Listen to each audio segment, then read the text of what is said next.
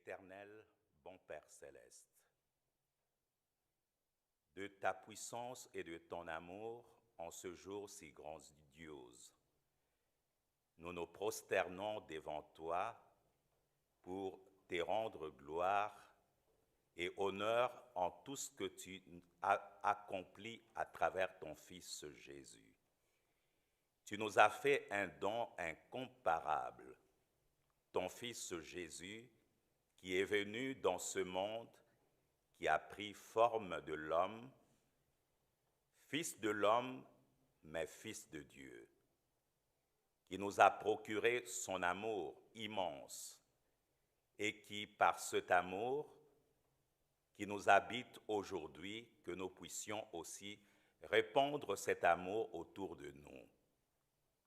Nous te glorifions, nous te bénissons, bon Père, pour ce geste immense que tu as fait au monde. Le plus beau cadeau, c'est Jésus. Ce cadeau a perduré et a dépassé les montagnes des années jusqu'à atteindre ce jour que nous sommes aujourd'hui. Père de bonté infinie, à cette occasion, nous voulons aussi démontrer notre amour envers tous ceux qui sont seuls, qui sont abandonnés à leur sort et qui subissent des injustices. Nous pensons premièrement aux malades. Accorde-leur, Seigneur, ton amour et accorde-leur ton assistance et donne-leur envie de ne pas baisser le main, mais de surmonter cette montagne qui est devant leur vie. Nous prions ensemble aussi, Père bien-aimé, pour tous ceux qui sont dans des difficultés particulières, qui se retrouvent dans des pays où sévisse la guerre. Père de bonté infinie, là aussi viens. Tu vois, dans ce monde, il y a même des guerres qui sont oubliées. Là aussi, Père bien-aimé, nous intercédons en leur faveur. Pendant que tous les hommes sont en famille, pendant que beaucoup de monde se réjouit pour la naissance de ton Fils Jésus, pendant que beaucoup rétablissent aujourd'hui encore l'unité de leur famille, beaucoup de ses frères, de ses sœurs, de ces hommes sont éparpillés dans ce monde. Ils se retrouvent dans la solitude. Ils se retrouvent seuls et ils pensent que si seulement j'étais avec le mien, mais je ne peux pas aller là où il y a la guerre, là où il y a cette difficulté. Seigneur, c'est un combat pour eux aussi. Nous te prions, Père bien-aimé, de penser aussi aux enfants qui sont sans parents, parce qu'ils les ont rejetés carrément. Il pourrait penser aussi, Père bien-aimé, qu'en ce jour de Noël, je pourrais être avec les miens, avec mon père, avec ma mère, partager une joie. Seigneur, ils ne voient que des montagnes infranchissables, parce qu'eux-mêmes, ils ne peuvent pas changer le cours de leur histoire. Père, intervient dans leur vie et donne-leur la joie de Jésus, la joie que Jésus nous apporte, de ne pas baisser le main, de ne pas privilégier leur solitude, mais de chercher la communion avec Christ, car en ce jour, il agit pleinement dans le monde, comme un véritable soleil qui éclaire les âmes, les cœurs de ceux qui sont fatigués, de ceux qui sont dans l'obscurité. Il les éclaire. Nous prions, Père bien-aimé, pour que nous puissions être aussi toujours en étroite communion avec nos vases de bénédiction, notre apôtre patriarche, notre apôtre de district, mais aussi notre apôtre. Unis avec ces hommes de Dieu, nous voulons être une lettre pour ceux qui sont autour de nous la lettre de l'apostolat, afin que ceux qui sont autour de nous connaissent aussi Christ à travers l'enseignement qui nous est prodigué, l'enseignement des apôtres dans le monde. Accorde-nous cela et mieux encore au nom de ton Fils Jésus. Amen. Pour ce service divin, nous avons une parole biblique que nous lisons dans l'Évangile selon Jean, le chapitre 1 et le verset 14. Il est dit, « Et la parole a été faite chair, et elle a habité parmi nous, pleine de grâce et de vérité. Et nous avons contemplé sa gloire, une gloire comme la gloire du Fils unique venu du Père. » Jusque-là.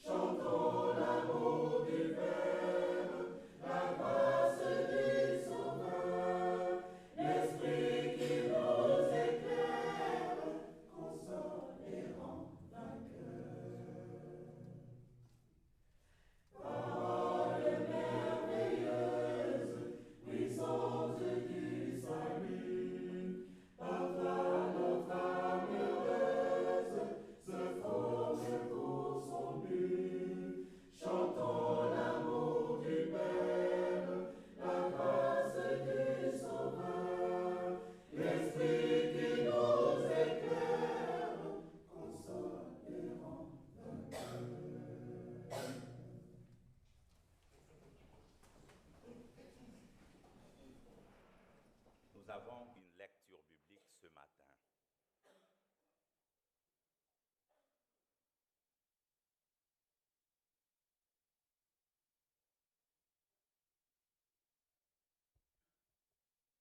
Lecture biblique de Noël. Matthieu chapitre 1, 18 à 23. Voici de quelle manière arriva la naissance de Jésus-Christ. Marie, sa mère ayant été fiancée à Joseph, se trouva enceinte par la vertu du Saint-Esprit, avant qu'ils aient habité ensemble. Joseph, son époux qui était un homme de bien et qui ne voulait pas la diffamer, se proposa de rompre secrètement avec elle. Comme il pensait, voici un ange du Seigneur, il apparut en songe et dit, « Joseph, fils de David, ne crains pas de prendre avec toi Marie, ta femme, car l'enfant qu'elle a conçu vient du Saint-Esprit. Elle enfantera un fils, et tu lui donneras le nom de Jésus, c'est lui qui sauvera son peuple de ses péchés. » Tout cela arriva afin que s'accomplisse ce que le Seigneur avait annoncé par le prophète. « Voici la Vierge sera enceinte, elle enfantera un fils, et on lui donnera le nom d'Emmanuel, ce qui signifie Dieu est avec nous. » Chorale, s'il vous plaît.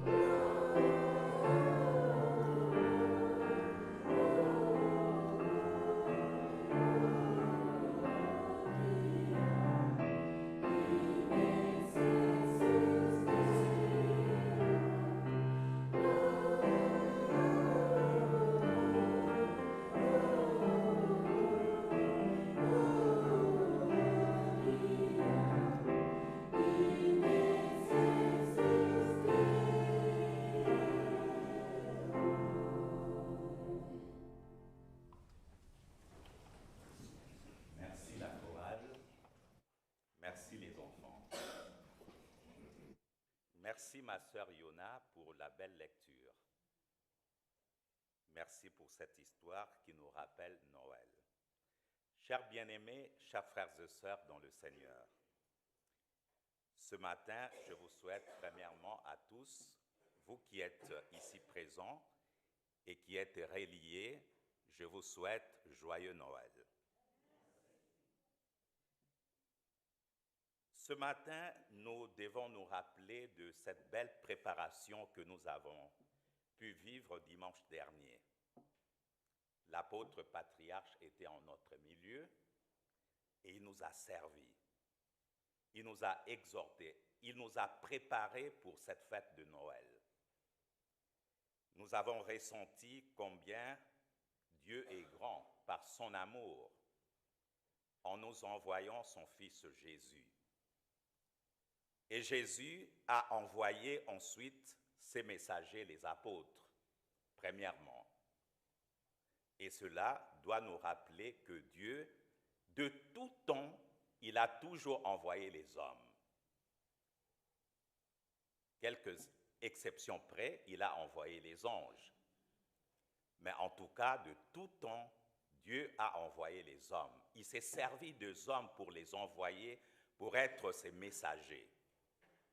Dans l'Ancien Testament, nous pourrons lire qu'il y avait beaucoup de prophètes et quelques prophétesses qui étaient envoyés par Dieu.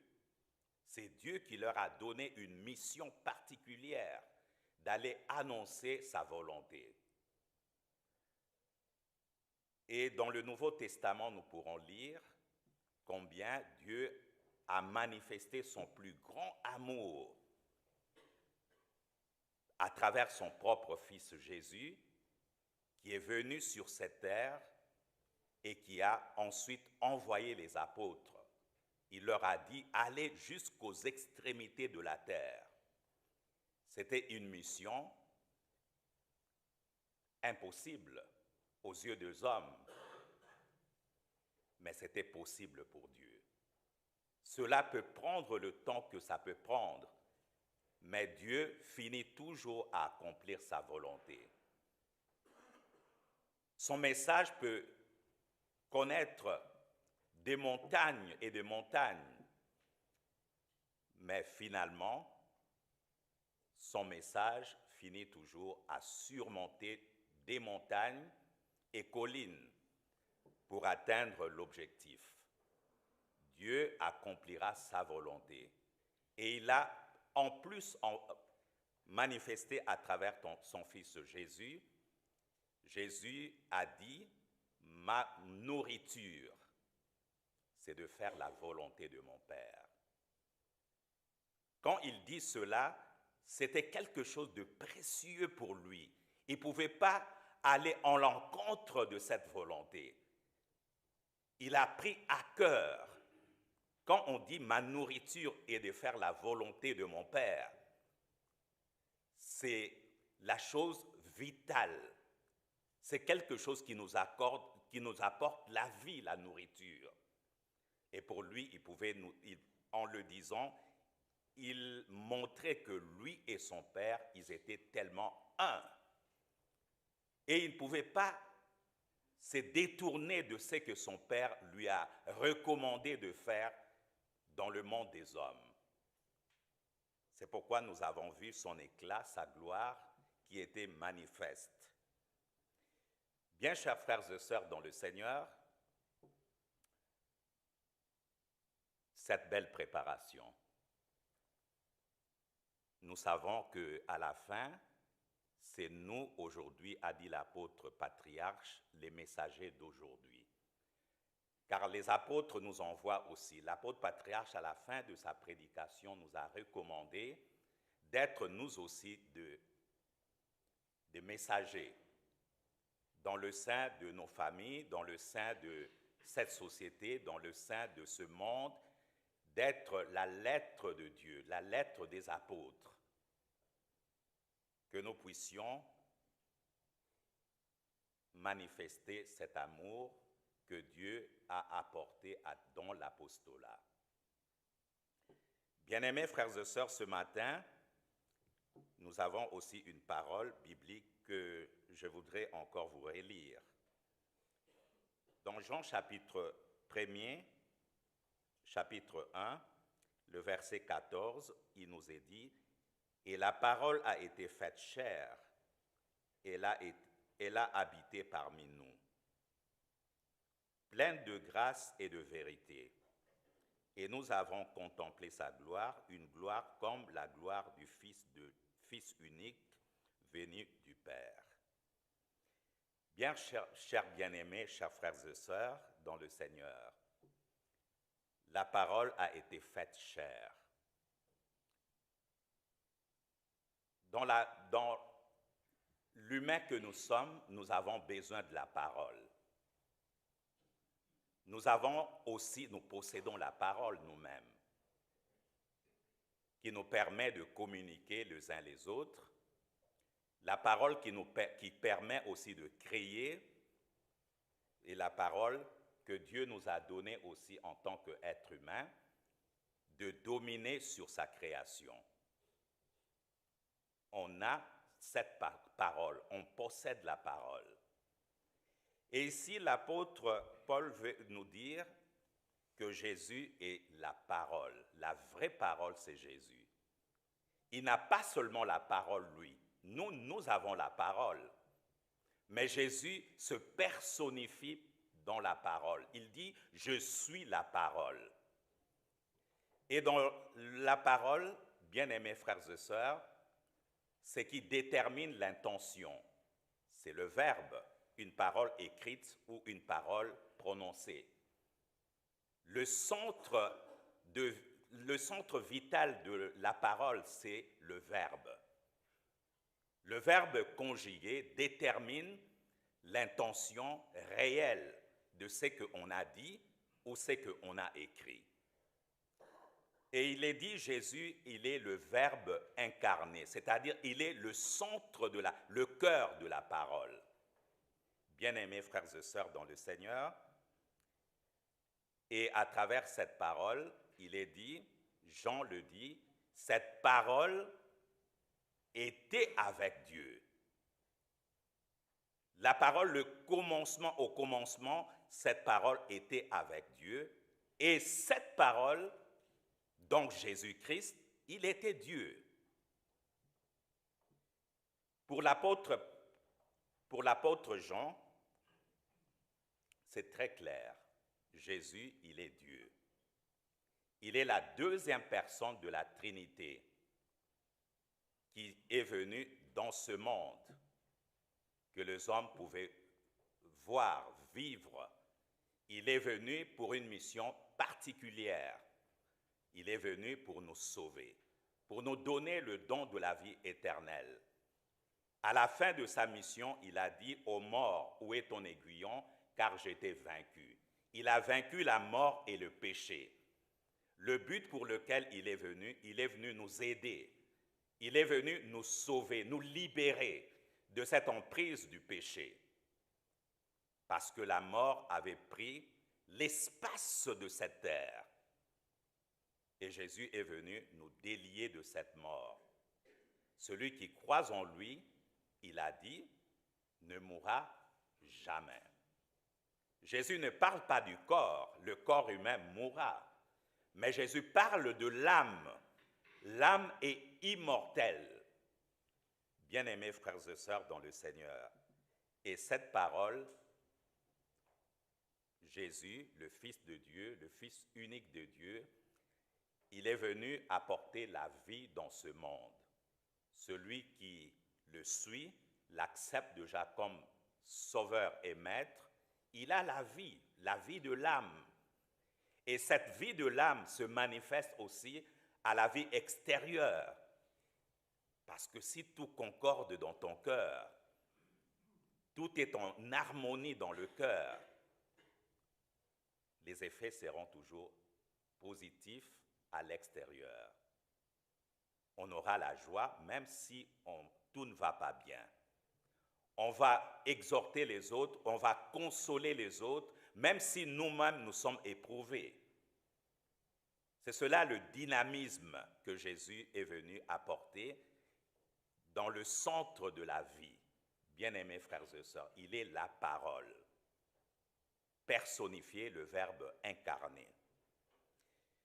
Bien-aimés frères et sœurs dans le Seigneur, il est venu habiter parmi les hommes, beaucoup l'ont vu. Dans la parole que nous avons eue ce matin, et la parole a été faite chair. Et elle a habité parmi nous, pleine de grâce et de vérité. Il est venu répandre le temps de la grâce. Le temps de la loi a existé avec Moïse. Jésus est venu, il a ouvert maintenant le temps de la grâce pour que les malheureux, ceux qui étaient écartés par la loi, puissent aussi connaître la même grâce, la même possibilité d'entrer aussi dans le salut de Dieu.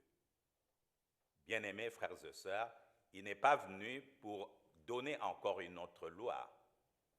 Il est venu apporter la grâce. Dans la grâce, il y a aussi la loi, bien sûr, parce que le 10 commandements demeurent. Bien-aimés frères et sœurs dans le Seigneur, mais nous savons qu'il est venu alléger la souffrance de l'homme pour que tout le monde puisse être axé, que personne ne puisse manquer. Et c'est le désir que Jésus est venu nous apporter ici sur cette terre. Et quand nous disons déjà joyeux Noël, nous-mêmes soyons aussi dans la joie. Quand nous disons joyeux Noël, c'est-à-dire nous exprimons, mais cela doit partir de notre cœur réellement, de ne pas limiter cette joie à telle ou telle catégorie d'êtres humains. Mais nous devons faire comme Jésus, il est venu pour que tout le monde puisse être sauvé. Les bergers étaient le témoin, les anges ont annoncé sa présence aux bergers. Ils leur ont montré la voie en disant qu'il est né le Fils attendu. Le premier témoin était donc les bergers qui sont partis d'après les indications que les anges leur ont données. Ils sont partis, ils ont contemplé cet enfant dans la crèche et ils ont reconnu que Jésus. Et qu'est-ce qu'ils ont fait? Ils ont rendu gloire à Dieu d'avoir accompli sa promesse. Parce que cette promesse, beaucoup l'ont attendue pendant plusieurs années, plusieurs siècles. Et ils ont reconnu que cette fois-ci, le Messie est parmi nous. Celui qui est venu sauver le monde. Et ils ont glorifié, ils se sont prosternés, ils ont glorifié le Fils de Dieu. Et ils ont acclamé notre Dieu. Bien-aimés frères et sœurs dans le Seigneur, Dieu lui-même aussi est intervenu. Plus tard, lorsque Jésus avait un certain âge, il est maintenant grand, à l'âge de 30 ans. Il accepte le baptême pour aller porter le péché du monde, parce qu'il est homme sans péché. Il avait besoin de ce baptême pour porter le péché du monde.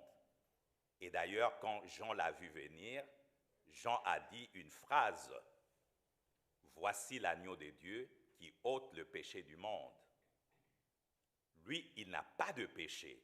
Il entre dans cette eau pour porter maintenant le péché du monde. Et le diable qu'il a laissé libre pendant 30 ans, maintenant il sait que c'est lui, c'est celui-là. Et nous savons qu'après, c'était la tentation tout de suite. Il a failli le faire tomber pour anéantir le plan de Dieu. Mais impossible. Jésus est un avec son Père. Il n'a fait que ce que son Père lui a dit. Il ne s'est pas détourné. Homme sans péché. Il a demeuré. Et il a surmonté cette montagne qui était la tentation des esprits, la tentation du diable. Il a vu venir, mais il a surmonté cette haute montagne, nous le savons, et il a triomphé de 3 tentations. Mais le jour de son baptême, Jésus a accepté ce baptême pour porter le péché du monde. Voilà que dans le ciel, Dieu lui-même s'est manifesté. Dieu a parlé devant témoins. Tous ceux qui étaient là ont entendu. Dieu a dit, voici mon fils bien-aimé. Et l'apôtre ici dit, c'est le fils unique venu du Père. Bien-aimés frères et sœurs dans le Seigneur, ceux qui ont vu un grand miracle. Et ils ont reconnu que Jésus était le Fils, celui qui devrait venir, le Fils de Dieu, le Messie qui était promis, que désormais il était là. Et l'effet que cette parole de Dieu a fait, comme toute parole peut faire un effet positif ou un effet négatif. Mais en ce jour-là, dans le cœur de certains, c'était un effet négatif. Tous ceux qui étaient contre la volonté de Dieu, les pharisiens et autres, nous savons, en ce jour-là, ils se sont dit, beaucoup ont rappelé, c'est le fils de Marie, le fils de Joseph. Mais pourquoi il dit il est le fils de Dieu? Mais l'effet positif que cela a fait, quelques-uns de disciples de Jean-Baptiste l'ont suivi. Ils ont suivi maintenant le Messie parce que c'est par la recommandation de Jean-Baptiste lui-même qui a témoigné « Je suis indigne, moi, qui est pécheur, de toucher même le lacet de cet homme, parce que lui, il est sans péché. » Jésus, fils de Dieu, mais dans la chair, fils de l'homme.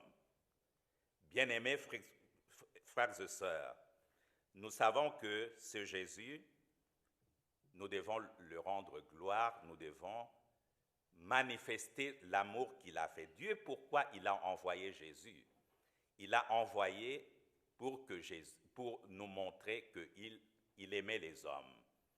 Il aimait tous les hommes sans exception, puisque l'homme a péché. Tous ceux qui sont pécheurs sont les hommes. Bien-aimés frères et sœurs, et en nous envoyant Jésus, son Fils unique, cela veut nous montrer qu'il a vraiment un grand amour pour l'homme qui est sa créature. Il n'a pas voulu que le péché et le diable puissent à tout jamais dominer sur notre vie. C'est pourquoi il nous a envoyé son Fils. Et le Fils, en l'acceptant, en le suivant, nous avons la vie éternelle. C'est-à-dire, nous avons ce que l'homme a perdu dès le commencement. Nous allons vivre éternellement. Le projet est grand. Ce projet est tellement immense.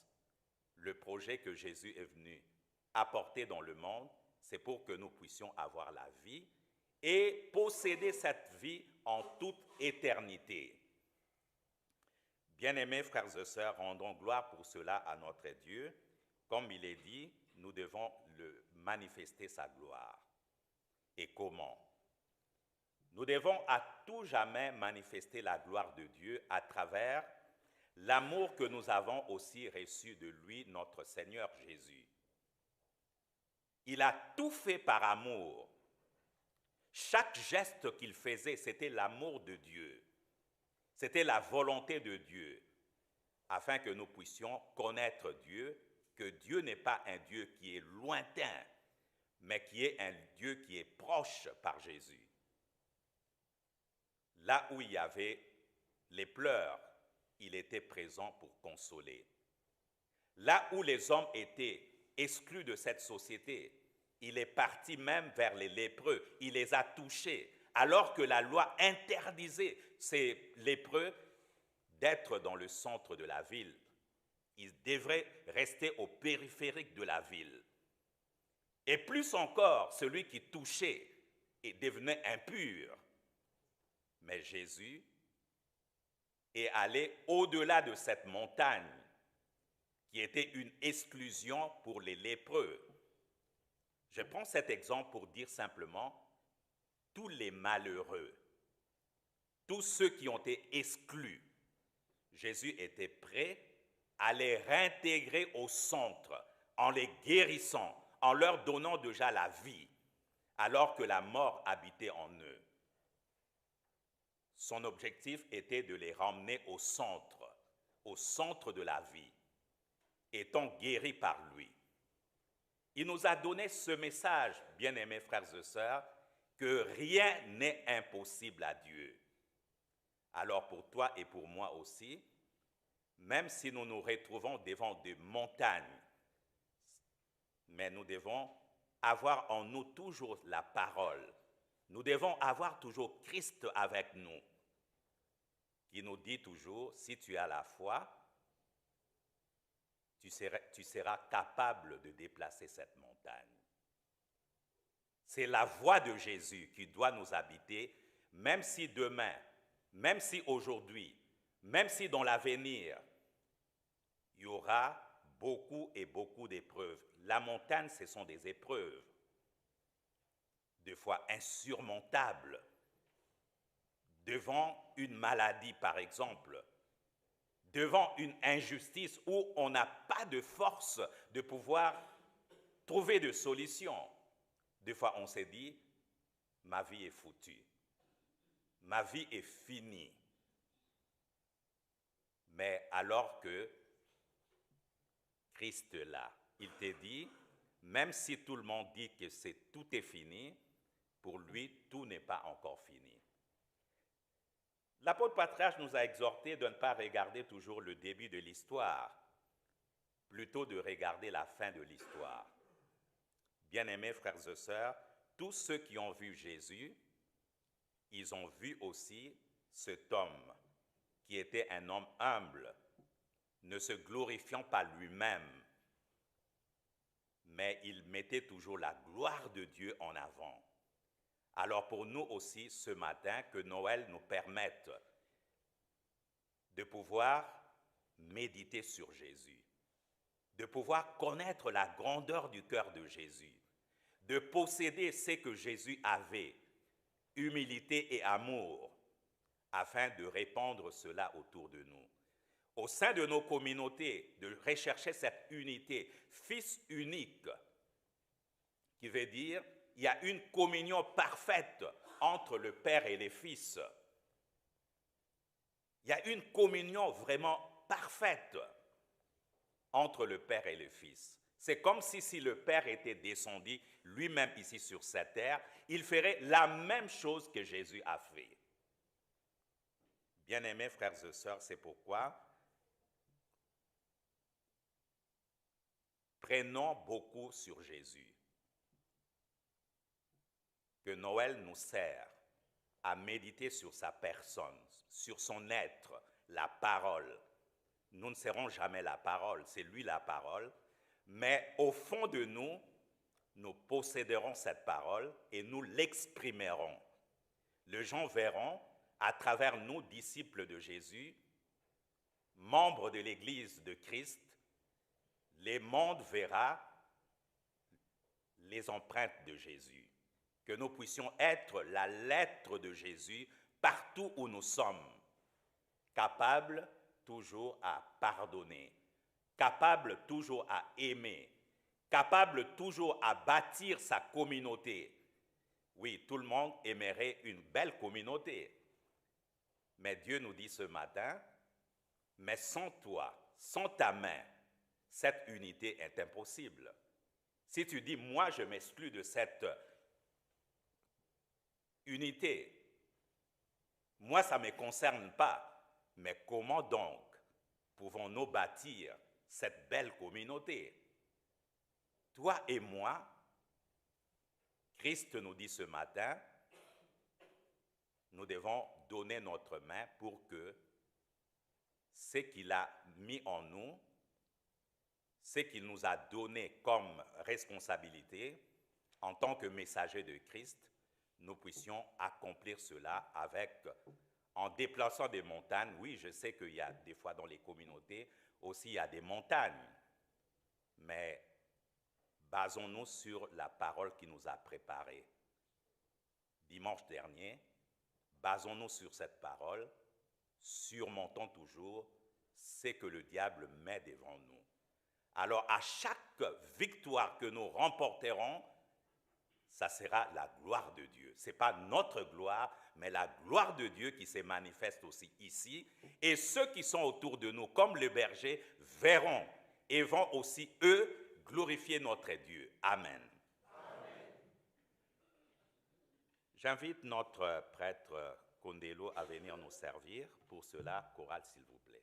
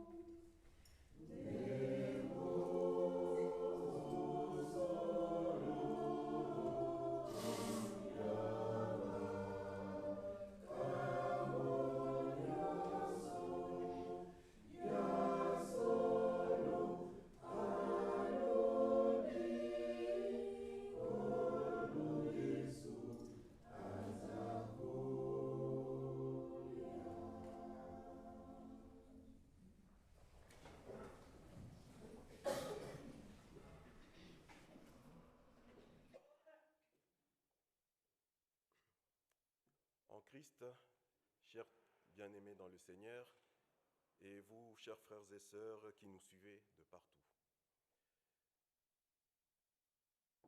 Nous glorifions notre Seigneur car il est bon, car il est amour. Et j'ai eu cette pensée au peuple d'Israël qui avait longtemps attendu la venue du Messie. Et la promesse s'est accomplie.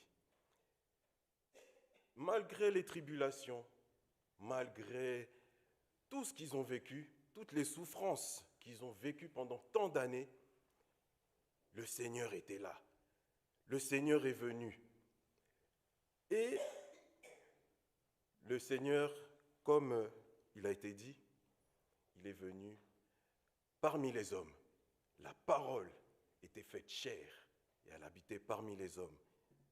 Le Seigneur n'est pas venu avec un gros cortège de l'armée céleste pour libérer les hommes, mais il est venu en prenant la forme humaine, pas n'importe laquelle, mais en étant un enfant.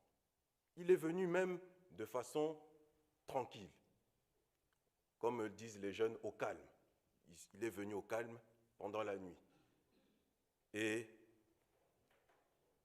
il a fait sa vie, il a donné sa vie à notre place, parce qu'il voulait que nous puissions tous nous réconcilier avec le Père.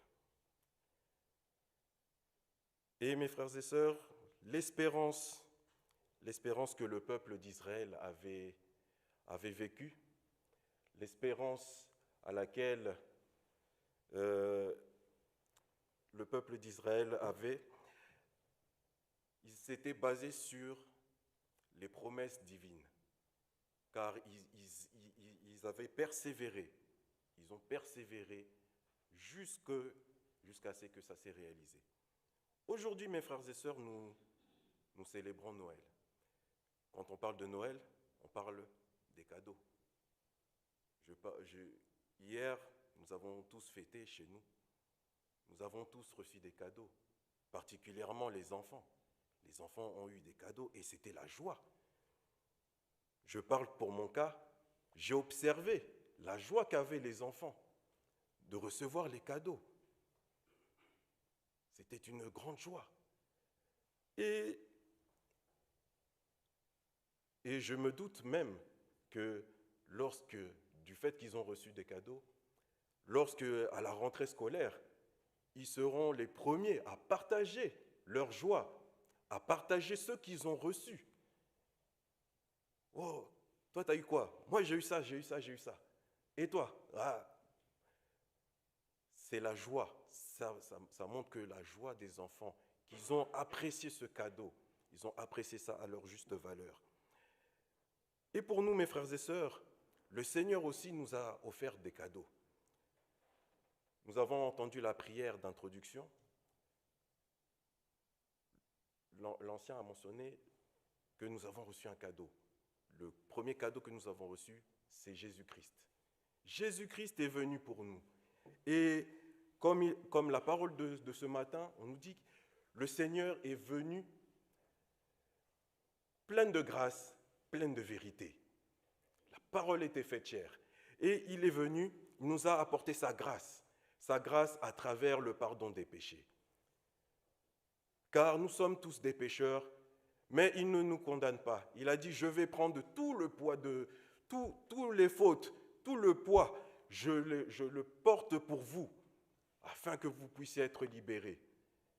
Il nous a aussi donné la vérité. La vérité, c'est à travers les enseignements. L'enseignement, on entend parler de l'amour du prochain. Aime ton prochain. Soutiens-le. Apporte-lui ton aide. C'est ça, mes frères et sœurs, être en communion. C'est ce que le Seigneur attend de nous, de faire la volonté de Dieu et aussi de conformer notre vie à la volonté de Dieu. Car si nous voulons faire comme ça nous enchante, ça ne marchera pas. Mais si nous suivons le chemin que le Seigneur nous a montré, il a dit, suivez mon exemple. Et alors, et là, les gens ils vont savoir que tu es mon disciple. À travers l'amour, à travers aussi la mise en pratique de la parole. Et enfin, mes frères et sœurs, nous avons aussi reçu un autre cadeau qu'on l'a reçu, mais qu'on attend toujours, c'est la vie éternelle. Car un jour, le Seigneur va revenir. Le Seigneur prendra son Église. Et lorsque nous serons, nous serons parmi les appelés, ça sera une grande joie. Alors, mes frères et sœurs, ce que nous devons faire, prenons l'exemple de ces enfants qui reçoivent le cadeau, qui manifestent la joie dans leur cœur. Partageons ce message, soyons les messagers de Christ. Soyons les messagers partout où nous sommes, dans nos familles, même au travail, aussi dans le cercle de nos amis. Partageons ce message, partageons la bonne nouvelle, comme avaient fait les bergers à la naissance de Jésus-Christ. Ils ont propagé cette nouvelle, que Christ est là, le Messie est là. Nous, aujourd'hui, le Seigneur est là, il est aussi dans l'Église. Mais partageons ce message qui va revenir. Alors préparons-nous, soyons toujours prêts. Préparons-nous, car le jour du Seigneur, personne ne le sait, seul Dieu le sait. Et lorsque nous serons là-haut, celui qui sera le plus joyeux, ça sera notre Père céleste. Car il y a un verset qui dit qu'il y aura plus de joie dans le ciel pour un pécheur qui se répand. Et celui aussi qui accepte Christ, ça sera aussi une joie dans le ciel. Alors acceptons le cadeau, ne refusons pas ce cadeau, car c'est le plus beau. Si je pose la question à nous adultes, nous avons tous été enfants. Nous avons aussi reçu des cadeaux. Mais aujourd'hui, si je pose la question, où est ton cadeau? Qui va me donner une réponse? Mais si nous acceptons Christ, ce beau cadeau que nous avons reçu, ce cadeau ne périra jamais. Ce cadeau, il est impossible de pouvoir le perdre. Si seulement, à moins que tu perdes de la foi, mais si tu t'accroches toujours à Christ, ce cadeau-là, tu l'auras toujours jusqu'au jour du Seigneur. Amen. Amen.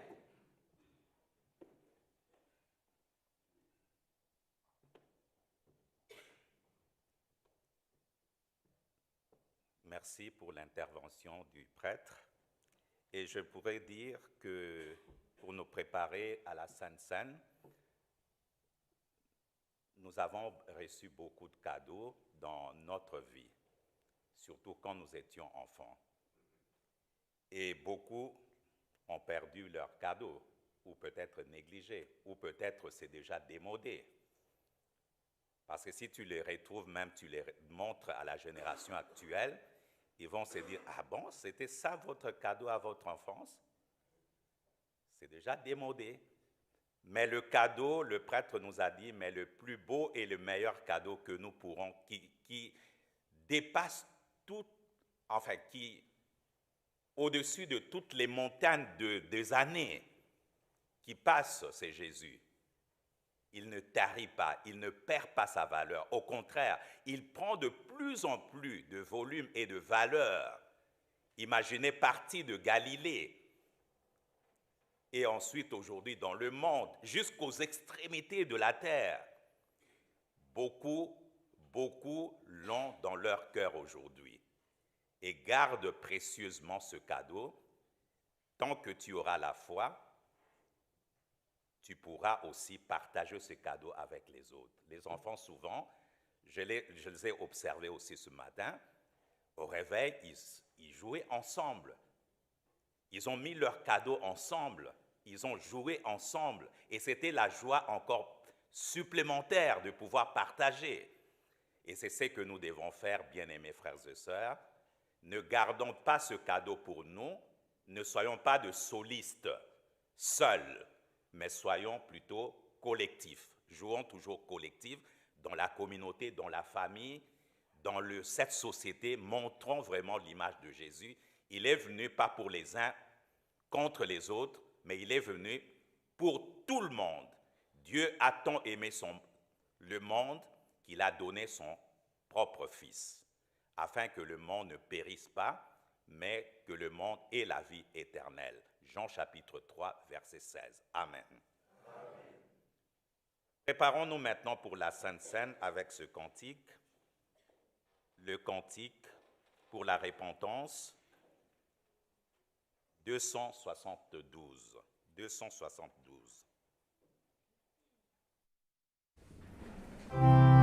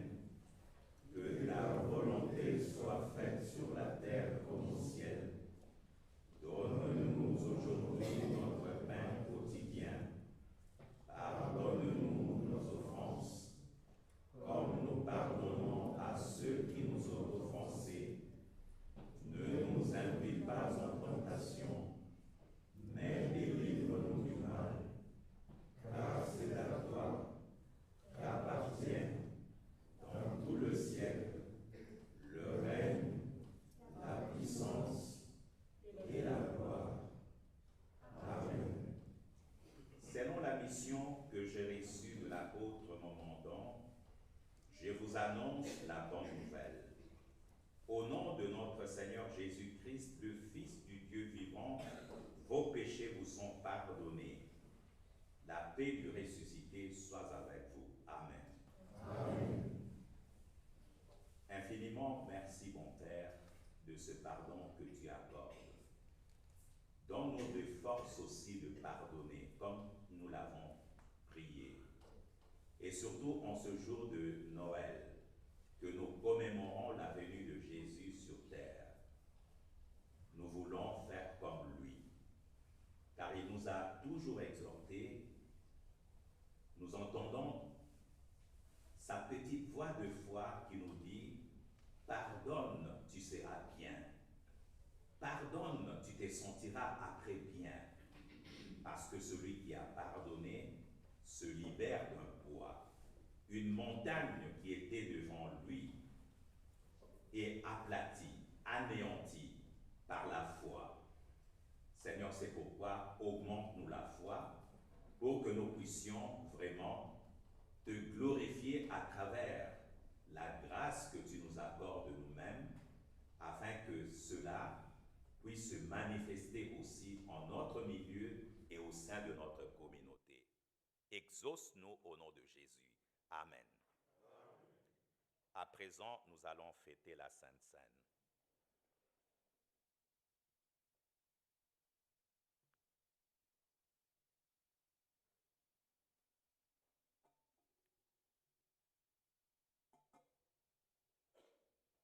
À présent, la table du Seigneur est prête. Au nom de Dieu, le Père, le Fils et le Saint-Esprit, je consacre le pain et le vin pour la Sainte Seine et je dépose le sacrifice unique de Jésus-Christ, valable en toute éternité.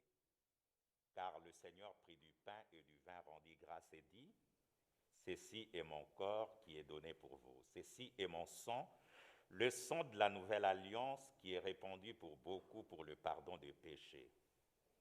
Mangez et buvez, faites ceci en mémoire de moi. Car toutes les fois que vous mangez ce pain et que vous buvez ce vin, vous annoncez la mort du Seigneur jusqu'à ce qu'il revienne. Amen. »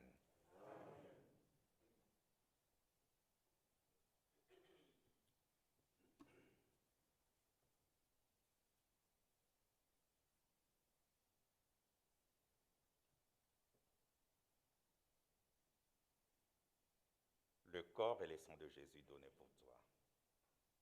Amen.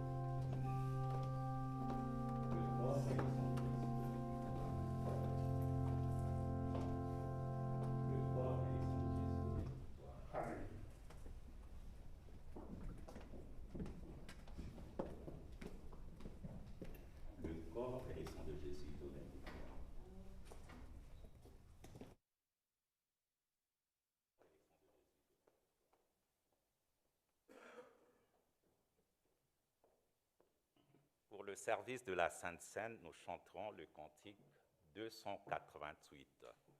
Le Seigneur vous invite à sa place, à sa table, reprenez place.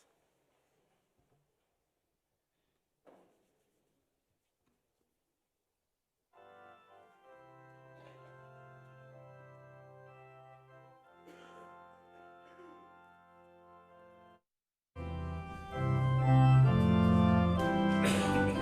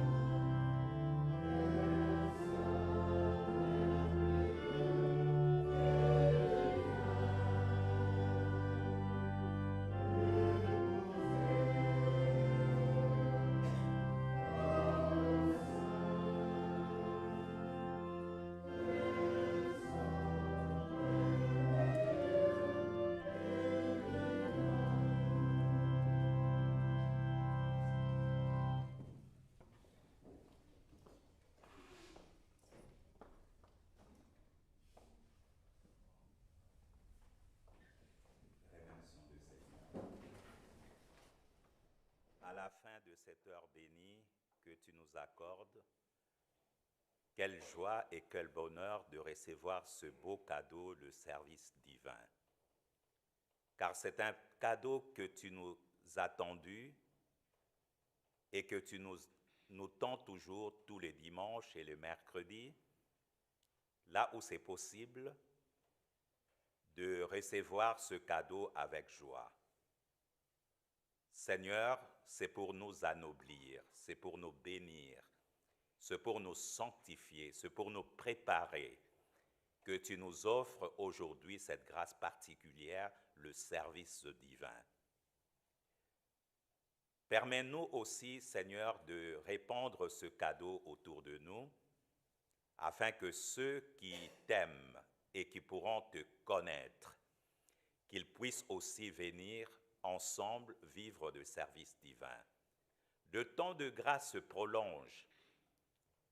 Seigneur, ta volonté, c'est que tous soient sauvés, aucun ne manque. Permets-nous de résister contre, Seigneur, toutes les montagnes, de les surmonter. Il n'y a aucune montagne qui peut être plus élevée que toi. Aucune montagne peut être plus élevée que notre foi. De pouvoir toujours pardonner, pour être libre. Car lorsque nous pardonnons, nous nous sentons nous-mêmes bien en nous. Lorsque nous pensons de bonnes choses pour l'autre, pour notre prochain, nous glorifions encore Jésus par ce que tu lui as fait don. Permets-nous d'aller avec ton esprit et que nous puissions entrer dans la nouvelle année avec ton esprit. Nous te remercions encore pour tout geste que tu nous as accordé et fait en cette année.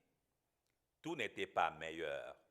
Il y a eu des moments, des fois, nous avons entendu, notre prochain avait eu peur de sa vie. D'autres vivent encore sous la guerre, les injustices, le rejet. Seigneur, pardonne, pardonne encore, parce que l'homme est le même partout dans le monde. L'homme est toujours pécheur, il a cette nature de pécheur, mais permet que l'homme puisse de plus en plus acquérir la personnalité de Jésus, la nature de Jésus, pour comprendre que l'autre est aussi une richesse pour lui. Permets-nous de le faire, nous déjà, pour être vraiment le messager de Jésus. Ceux qui répondent le message de Jésus, mais ceux aussi qui vivent selon la volonté de Jésus, que cette volonté se manifeste en nous, en aimant Dieu et en aimant notre prochain. Accorde-nous sur le chemin de retour les anges. Permets-nous, si tu le veux, abrège le temps pour que nous puissions vivre ce que nous avons tant attendu. Beaucoup d'hommes, nous avons entendu, ont vraiment persévéré dans l'attente de la venue de Jésus. Plusieurs siècles se sont écoulés. D'autres n'avaient plus d'espoir. Mais permets-nous, nous aussi, même si beaucoup d'années se sont déjà écoulées, même si beaucoup déjà de centaines d'années sont passées, mais permets-nous de croire. Un seul jour suffira. En un clin d'œil, tout va basculer et Christ viendra. Nous savons avec lui, nous serons dans la joie de le voir, de le contempler comme les bergers et de répandre ensuite cette joie dans l'ère millénaire de paix avant de vivre la nouvelle création. Ça sera un message vraiment répandu sur terre entière. L'ère millénaire de paix pour atteindre la nouvelle création. Et là, nous vivrons de nouvelles choses, de choses que nous n'avons jamais vues, de choses qui ne sont jamais descendues dans l'esprit de l'homme. C'est des choses merveilleuses qui sont devant nous. Nous voulons, nous avons hâte de voir cela et de vivre cela, parce que cela n'est que véridique. Christ est vérité et il demeure vérité et il sera toujours cette vérité. Accorde la bénédiction aussi particulière à l'offrande que tes enfants t'ont apportée, et tout ceci au nom de ton Fils, notre Seigneur Jésus. Amen.